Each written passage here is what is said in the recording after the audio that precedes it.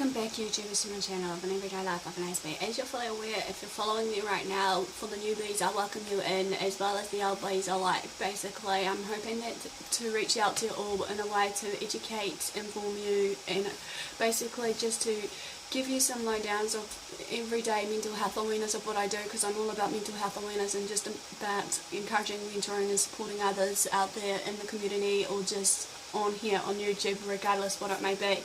As you're fully aware, if you haven't been following my channel right now, I'm at this stage now doing the epilepsy series based on everyday things that we need to know about what it is in epilepsy versus the aura versus every other clinical definition that you may have heard of and not have heard of, versus the medications, the management and treatment plans that can be readily available, as well as some tips and advice maybe along the way, as well as maybe, as I shared, basically if we need to have some everyday discussion about it, maybe if people are ready to do so, that's fine, not. But anyway, in further ado though, I managed to realise in my introduction overview, if you've been following from that very first one, is that I missed out a few things.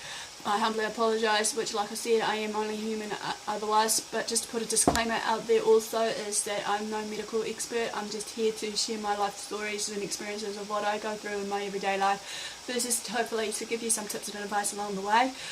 I do my research thoroughly though, however, as well as based on my training and also based on my knowledge and experiences with dealing with different people with different needs, basically in this here and then, that it's important that we know what it's like for certain different people with different mental health disorders or any health disorders whatsoever, be it whatever it may be. So in all further ado, I am only human and I humbly apologise in advance. And also another one is, just to give you guys the heads up, is that some of these parts of the series I've been introducing, be it epilepsy series, mental health series and all that, if you've been following, as you know by now, I should be making it life easier for every one of you, is just to do it step by step on different parts, so that hopefully it can be an educational tool as well as a motivational tool, regardless what it may be.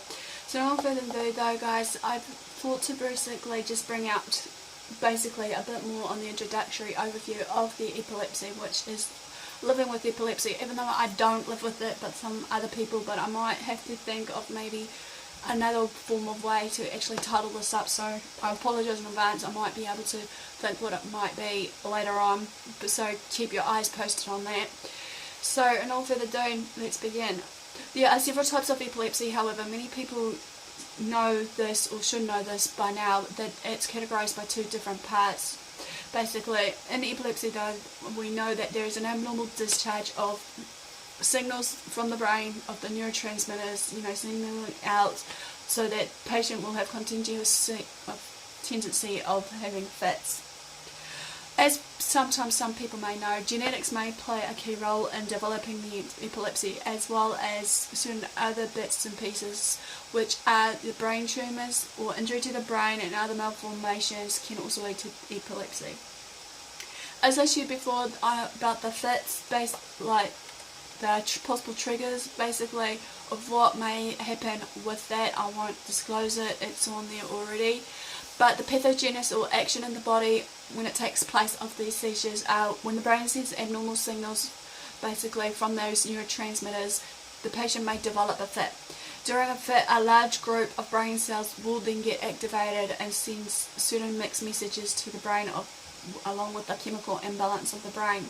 This abnormal electrical activity can spread throughout the brain, even causing the patient to lose consciousness. Right, I'm going to talk about now the symptoms and signs as well as the complications that I didn't even include. So therefore, basically, the signs and symptoms to look out for the epileptic patients, however, are as follows. Vigorous movements.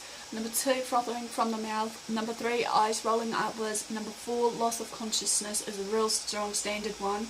Number 5, tongue biting. Number 6, lip smacking. Number 7, abnormal screaming. And last but not least, the passing of urine or stools.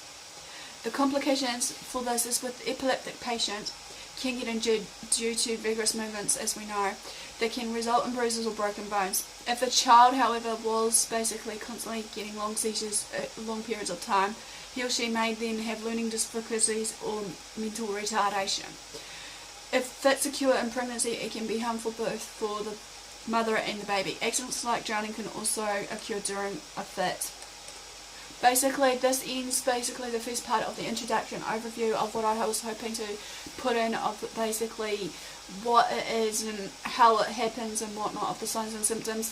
Thanks for watching. Feel free to give me the like or thumbs up for support, basically, and showing that you're engaging with me. Feel free to comment below of anything I may have missed, or you want to discuss, you know, your way around about epilepsy. I'm opening up as a forum right now here for discussion if you're willing to share your stories.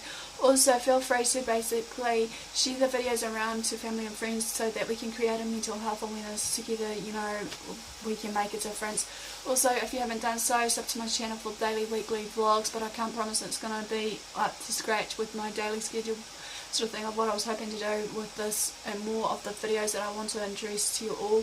So until next time, guys, do what you love what you do, love yourself, love one another, be kind to one another, and I'll see you all again soon.